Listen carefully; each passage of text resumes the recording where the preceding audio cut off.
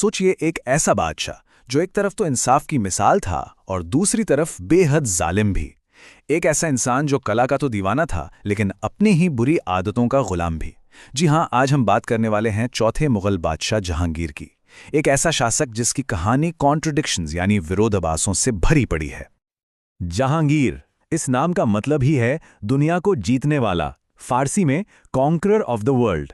भाई, नाम तो बड़ा जबरदस्त था, जो बहुत बड़ी पावर और अथॉरिटी का एहसास दिलाता है। पर सवाल यह है कि क्या वो सच में अपने नाम के मतलब पर खरा उतर पाया?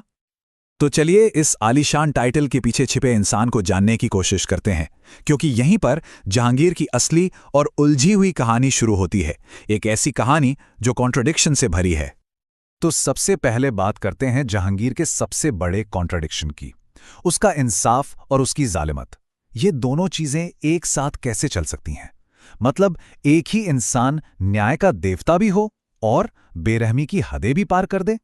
अजीब है ना? देखिए, अपने इंसाफ पसंद होने का सबूत देने के लिए जहांगीर ने एक बहुत ही मशहूर चीज बनवाई, न्याय की जंजीर। सोचिए, सोने की एक जंजीर जो आगरा के किले से लेकर यमुना नदी तक जाती थी। कोई भी आम इंसान उसे खींचकर सीधे बादशाह से अपनी फरियाद कर सकता था। उस जमाने के हिसाब से तो ये एक रेवोल्यूशनरी आइडिया था। पर कहानी का एक दूसरा बहुत ही स्याह पहलू भी है। जब जहांगीर के अपने ही बेटे खुसरो ने बगावत की, तो इसी इंसाफ पसंद बादशाह ने उसे अंधा करवा दिया। सिर्फ इतना ही नहीं, खुसरो के साथियों को उसके सामने तड़पा तड़पा कर मौत के घाट उतार दिया।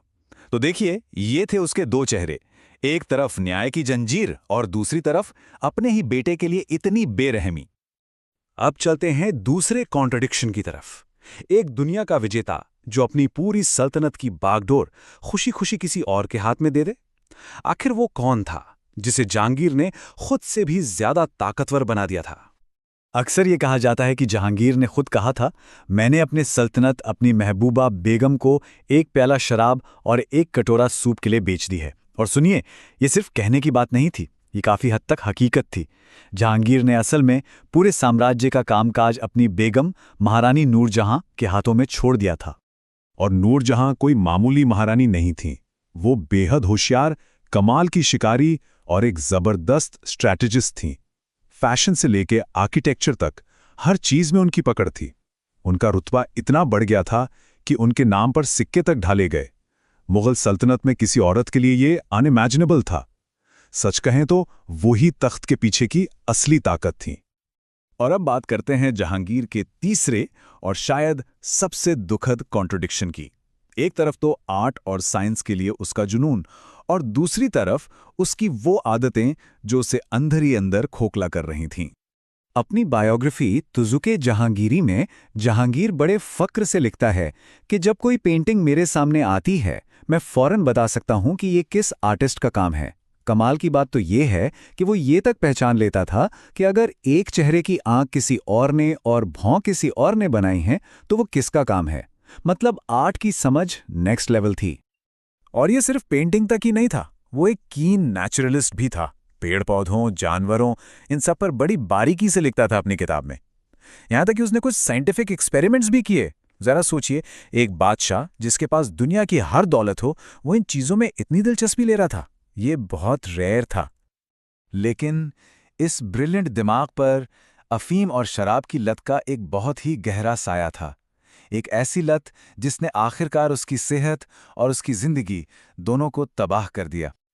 और ये कोई छुपी हुई बात नहीं थी। उसने अपनी ही किताब में माना है कि एक वक्त पर वो दिन के 20 कप शराब पी जाता था। 20!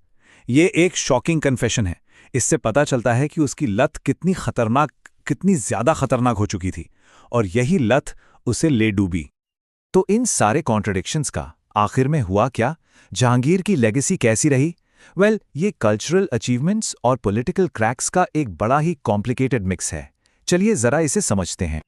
देखिए, जैसे जैसे वक्त गुजरा, सल्तनत की बुनियाद में दरारें आने लगीं। 1605 में वो तख्त पर बैठा, 1611 में नूरजहां से शादी हुई और उनका असर बढ़ने लगा।